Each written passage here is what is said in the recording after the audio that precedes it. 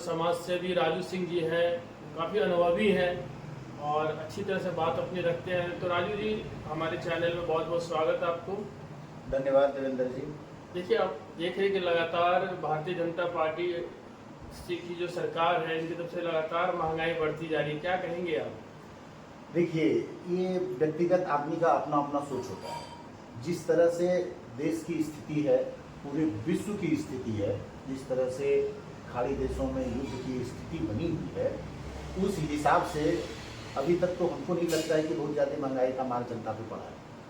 लेकिन आप अगर पूछ रहे हैं कि महंगाई बढ़ने का क्या कारण है, तो महंगाई हम थोड़ी ना बढ़ा रहे हैं, हमारी सरकार थोड़ी ना बढ़ा रही है। महंगाई तो वहाँ से जब आयात कोई चीज़ हम कर रहे हैं, तेल की जैसे समस्या है, तो तेल यहाँ तो हम लोग का उत्पादन होता नहीं, कुआं नहीं है कि बाल्टी से भर के निकाल लिए, चापाकल भी नहीं है कि निकाल लिए, मोटर में नहीं है कि दवा दिए ऊपर चढ़ गया, टंकी में भर दिया, सिंटेक्स भरा हुआ है, नल खोले तेल निकल रहा है, ऐसी तो हमारे पास में कोई व्यवस्था नहीं है। तो आयात हमको जब कोई चीज़ करना पड़ रहा है, जब खरीदना पड़ रहा है और वो महंगाई दर से हम लोग को मिल रहा है, तो थोड़ी सी मूल्य वृद्धि हुई है। बहुत ज़्यादा इसको नहीं कहा जा सकता है। बहुत सारे देशों में यहाँ से 10 गुना ज़्यादा महंगाई है। उनकी आबादी भी मेरे से कम है, लेकिन हमारे देश की इतनी आबादी होने के बावजूद अगर सिर्फ 3 रुपये पेट्रोल के दाम बढ़े हैं तो लोगों को महंगाई नज़र आती है। ये विपक्षी जो है वो दिमाग से ढीला होते जा रहे हैं। बहुत अच्छी बात आपने की, बट मेरा यह कहना है कि जो भारतीय जनता पार्टी की जो सरकार है, जब 2014 में बनी थी, तो उस समय वादा किया था कि काफ़ी महंगाई कम होगी और सभी चीज़ में जनता को लाभ मिले। पर जब से सरकार बनी, तब से जनता कतारबद्ध होकर कुछ न कुछ में संघर्ष कर रही है। तो क्या कहेंगे इस पर? जनता को क्या लाभ नहीं है? वृद्धा पेंशन, बुजुर्ग को पेंशन दिया जा रहा है, स्वास्थ्य सुविधाओं का लाभ दिया जा रहा है, आयुष्मान भारत जैसे उनको मेडिकल सुविधाएं दी जा रही है, और क्या सुविधा चाहिए? नहीं, मेरा ये कहना है कि जो वृद्धा पेंशन तो कांग्रेस के सरकार में भी था, ऐसा नहीं है। आयुष्मान कार्ड की बात करें वो ठीक है, नया है। मेरा कहना है कि जनता काफ़ी स्ट्रगल कर रही है हर एक चीज़ में। आपको हम बताना चाहेंगे कि विगत महीने पिछले 2 महीने में जो चुनाव हुई है 5 राज्यों में, तो हमें लगता है कि भारत सरकार जो माननीय हमारे आदरणीय प्रधानमंत्री नरेंद्र मोदी जी हैं और उनके गृह मंत्री अमित शाह जी हैं, बाकी और भी मंत्री हैं कि उस राज्य में भ्रमण कर रहे, लगातार भ्रमण कर रहे हैं। तो कहीं ना कहीं वहाँ भी तो पैसा खर्चा हो रहा है, तो वो जनता का पैसा ही खर्चा हो रहा है। तो महंगाई उस समय भी कंट्रोल किया जा सकता था कि आप चुनाव लड़ रहे हैं, चुनाव आपकी पार्टी लड़ रही है, तो उस बंगाल के चुनाव की बात करें तो बंगाल में तो भारतीय जनता पार्टी के कार्यकर्ता हैं वहाँ पे, तो वहाँ जाके प्रचार प्रसार कर सकते थे। पर पूरा टोली उठ के जाना तो एक जनता के ऊपर ही भार पड़ रही है ना, क्या कहेंगे? देखिए, पूरा टोली उठ के जाना, जहाँ पे एक अपराधी हो वहाँ पे नियंत्रित किया जा सकता है, लेकिन पूरा राज्य में ही अगर अपराधी भरा हो तो टोली उठ के जाना तो लाजमी है। तो मेयर चुनाव हुआ था, उसमें भी भारतीय जनता पार्टी के काफी बड़े बड़े अधिकारी लोग आए थे, इस पर क्या कहेंगे आप? इसमें हर एक चुनाव में अगर आप बड़े बड़े पदाधिकारी मंत्री आएंगे तो कहीं ना कहीं जनता का पैसा ही उस पर यूज हो रहा है, यानी कि प्रधानमंत्री का पैसा तो अपने पॉकेट से दे नहीं रहे, जनता का पैसा, जनता जो कमा रही, जो जीएसटी भर रही, वही सब पैसा मतलब उस जगह पे लग रहा। आप खाड़ी देश की बात कर रहे हैं तो खाड़ी देश तो पहले हुआ था, चुनाव के बाद ही क्यों महंगाई, तेल की महंगाई क्यों नहीं बढ़ गया?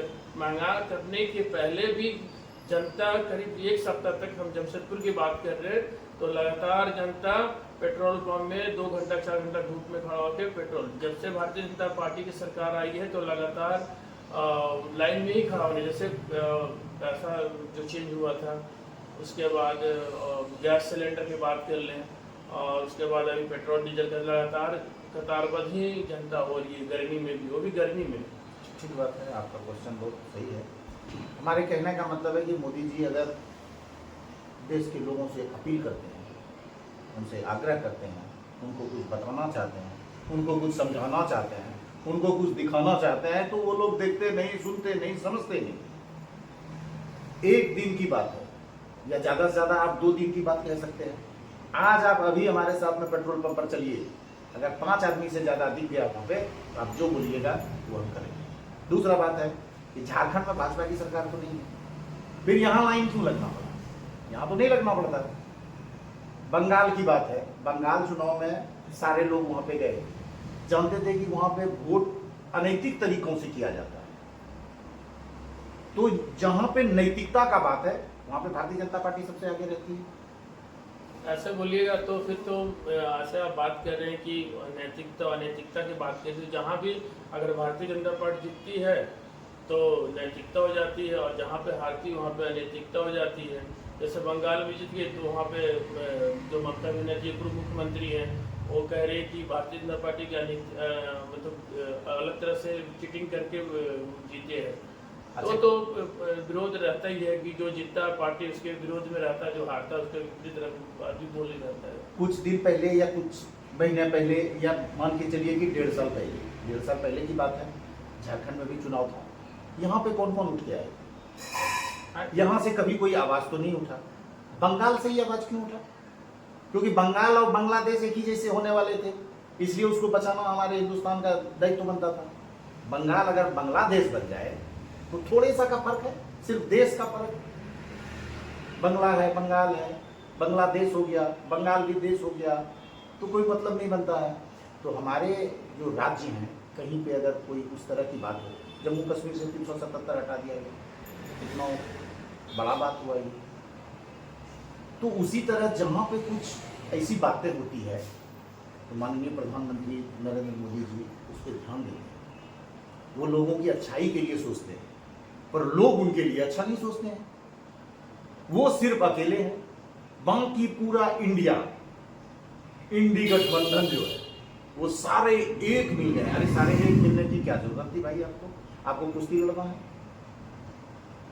आपको कहीं पे चढ़ाई करना है, तो एक आदमी के पीछे जब सोचिए कि 100 आदमी पड़ जाए वो आदमी निश्चित ही महान है। ये बहुत सही बात कह रही हैं, बट मेरा कहना है कि अगर पूरा भारत एक अलग रहता और मोदी जी अकेले हैं तो 3 बार से प्रधानमंत्री नहीं बनते। कहीं ना कहीं जनता उनको जिता रही है, बिल्कुल जिता रही, तो जनता के लिए क्या कुछ कर रहे हैं? महंगाई वैसे ही बढ़ रहा है और जनता बेरोजगारी दर बढ़ रही है। तो मोदी जी प्रधानमंत्री बनने से पहले वादा किए थे कि राम मंदिर से तो आम जनता का पेट नहीं भरता। हाँ, जरूर बोल सकते हैं कि वहाँ पे दुकानें खुली हैं तो वहाँ के जनता का हो सकता है, बट पूरा भारत का हम बात करें तो राम मंदिर से पेट नहीं चलेगा ना पूरे घर का। अच्छा, एक बात बताइए, एक कंपनी कहीं पे खुलती है, उसमें कितने मजदूर भाई हमारे काम करते हैं? तो तकरीबन डिपेंड करता है उसका कैपेसिटी कितना है। कैपेसिटी कोई नई कंपनी अगर लगती है तो 1000, 2000, 5000, पूरा भारत की जनता तो उसमें काम नहीं कर सकती है। तो कंपनी में कोई प्रोडक्शन होता है। अब दूसरा देखिए इसमें कितना तर्क वाला बात। मंदिर बन गया, वहां पे मानसिक शांति आपको प्राप्त हुआ, आध्यात्मिक ऊर्जा का जागृत हुआ, आप वहां दर्शन करने जाते हैं, वहां पे 100 नहीं, हमको लगता है हजारों की संख्या में, 2000 की संख्या में लोग अपना काम कर रहे हैं, अपना दुकान खोले हुए हैं, फूल बेच रहे हैं, सुगंध बेच रहे हैं, आनंद बेच रहे हैं। क्या ये कम नहीं है? आपको वही अच्छा लगता है? डलिया उठाए, माथा पे बालू लिए, ईटा ले गए, सीमेंट ढो रहे हैं, बोरी लोड कर रहे हैं, लोहा ढो रहे हैं, इससे क्या फायदा है? वहां पे जाइए, आध्यात्मिक शांति मिलेगी, हृदय में पवित्रता जगेगा, मन प्रसन्न रहेगा, गुलाब का फूल लीजिए, प्रभु श्री राम के चरणों में जाइए, कुछ उनसे जीवन जीने के लिए सीखिए। मर्यादा पुरुषोत्तम जब धरती पे आए थे तो वो जीवन जीने के लिए सिखाने के लिए आए थे कि जीवन में कैसे जीना चाहिए, जीवन में कैसे संघर्ष करना चाहिए, बिना बताए कितनी विपदाएं आती है, कितनी आपदाएं आती है, कितना कष्ट होता है, जो ना चाहते हैं वो भी होता है। तो मर्यादा पुरुषोत्तम के पास जाइए, मंदिर बनाए हैं तो कुछ सोच के ही बनाए हैं, वहाँ से आपको नुकसान क्या है ये हमको बता दीजिए। क्या उस मंदिर से कोई आतंकवादी हमला हो रहा है? मंदिर में जाते ही लोग मर जा रहे हैं, किसी को चक्कर आ जा रहा है? नहीं, वही एक प्रभु हैं जो सांस आपका चला रहे हैं। हृदय से अंदर से उनको धन्यवाद दीजिए। और वो उनका जन्म स्थान था, उनका घर था, और किसी बेघर को घर देना कहीं से पाप नहीं। मेरा कहना है कि राम जी का मंदिर बना पर कितने लोग राम जी की छवि पे चल रहे हैं, उनका जो कैरेक्टर था उनका, कितने लोग अपने अंदर कैरेक्टर को ला रहे हैं। मेरा कहना है कि मंदिर बनना, चलिए बहुत अच्छी धार्मिक बात है, इसमें हम कोई टिप्पणी नहीं करेंगे। मेरा कहना है कि जो आप वादा करके लगातार 3 साल तक जीतते आ रहे हैं, तो सिर्फ हिंदू मुस्लिम या मंदिर के नाम पे कब तक चलेगा। जनता चाह रही है कि हमें महंगाई से कम, हमारे भारत देश में सरकारी नौकरी में आज भी करीब 3 से 4 महीना सैलरी को नहीं मिल रहा है, कैसे एक परिवार चलेगा। इसके बाद जो लेबर ग्रेड के है, जो डी ग्रेड में है, उन लोगों को सैलरी नहीं मिल रहा, तो कैसे घर चलेगा। 3 महीना से 4 महीना से सरकारी दफ्तर के जो कर्मचारी है तो सैलरी नहीं मिल रही है। तो कहीं न कहीं जो चुनाव में जो पैसा खर्चा हुआ सब इधर से ही बराबर किया जा रहा है, ऐसा लग रहा है। नहीं, चुनाव में बहुत ज्यादा पैसा खर्चा करता है ऐसा नहीं होता है, सबका एक संवैधानिक कानून है। क्यों नहीं, क्यों सैलरी नहीं, संवैधानिक कानून है, आप उसको देखिए। आप जब उसमें नॉमिनेशन करते हैं तो नॉमिनेशन फॉर्म में लिखा रहता है कि आप कितना खर्च कर सकते क्या ऐसा आज के युग में जो चुनाव होता है, क्या लगता है कि नॉमिनेशन फॉर्म में जो बिल्कुल नहीं, मैं इसे नहीं मानता हूँ। क्योंकि नहीं मानने का कारण है कि प्रत्यक्ष रूप से जब भी चुनाव होता है तो हर नाके पे चेकिंग चलाया जाता है, ताकि कोई पैसा या कोई भी ऐसा सामान स्टेट के अंदर ना आए। क्यों, जब ऐसा होता है तभी ना होता है सर। कहने का मतलब है कि हमारे देश में पुलिस प्रशासन है, किस लिए? लोगों की सुरक्षा के लिए, कि लोग अच्छे से रहे, आराम से रहे। क्या पुलिस प्रशासन के होते हुए कोई अपराध नहीं होता है? होता है, क्योंकि अपराध जो होता है वो इंसान के अंदर एक प्रवृत्ति होती है अपराध करने की, तो उसमें कुछ नहीं किया जा सकता है। पैसा खर्च करने का एक लिमिटेशन है। हमारे पास मान लीजिए आप आलू खरीदने के लिए जा रहे हैं, उसका रेट है 10 रुपया किलो, आपसे कोई 12 रुपया ले लेगा, 200 तो नहीं देंगे, आप भी नहीं देंगे और ना वो ले पाएगा। उसी तरह चुनाव का भी एक प्रक्रिया है कि चुनाव में इतना ही पैसा आपको खर्च करना है। हो सकता है कि उसमें से कुछ कम हो जाए, हो सकता है कि कुछ ज़्यादा हो। मेरा ये कहना है, बस मेरा आखिरी सवाल है, महंगाई कब कम होगी? जबकि मोदी सरकार इसे महंगाई को लेके ही खड़ा हुए थे। जो 14 में जब कांग्रेस की सरकार थी, महंगाई चरम पे थी, तो उसको देखते हुए जनता ने कांग्रेस को नकार के भारतीय जनता पार्टी को लाया। तो क्या उनके आने के बाद में लगातार महंगाई बढ़ रही है? आप पत्रकारिता जगत में हैं, पत्रकार महोदय हैं, आप समाज के सम्मानीय व्यक्ति भी हैं। आपको लगता है कि वाकई में महंगाई है और गरीबी भी है? आपके आसपास पड़ोस में कितने लोग रहते हैं जो पैदल चलते हैं? आपके आसपास में ऐसे कितने लोग हैं जिनको शाम को खाने के लिए नहीं मिलता है? आपके आसपास में कितने ऐसे लोग हैं जिनके पैकेट में 500 से नीचे का नोट रहता हो? आपके आसपास में कितने ऐसे लोग हैं जिनको आप जानते हैं और आप उन्हें मदद करते हैं कि कल का खाना आपको मेरे तरफ से दिया जा रहा है, हमारे परिवार की तरफ से दिया जा रहा है, हमारे सगे संबंधियों की तरफ से दिया जा रहा है? आज तक तो नहीं दिखा होगा, और ना हम आपके चैनल में कहीं देखें कि इस तरह का कोई न्यूज आया हो और वहाँ पे हमारे हृदय को विदारक वाली घटनाएं हैं जो हमारे दिल को चीर देती है, हमारे मन को झकझोर देती है, हमको मन से पीड़ित कर देती है। इस तरह की कोई बात नहीं, ना आप हमको कभी बताए हैं, ना आपके चैनल में कभी हम देखे हैं। ठीक है, गरीबी गरीबी तो न्यूयॉर्क में, अमेरिका जैसे देशों में भी देखते हैं। गरीबी इसलिए नहीं कि उन्हें काम नहीं है, गरीब अक्सर ऐसे ही लोग रहते हैं जो कुछ करना नहीं चाहते।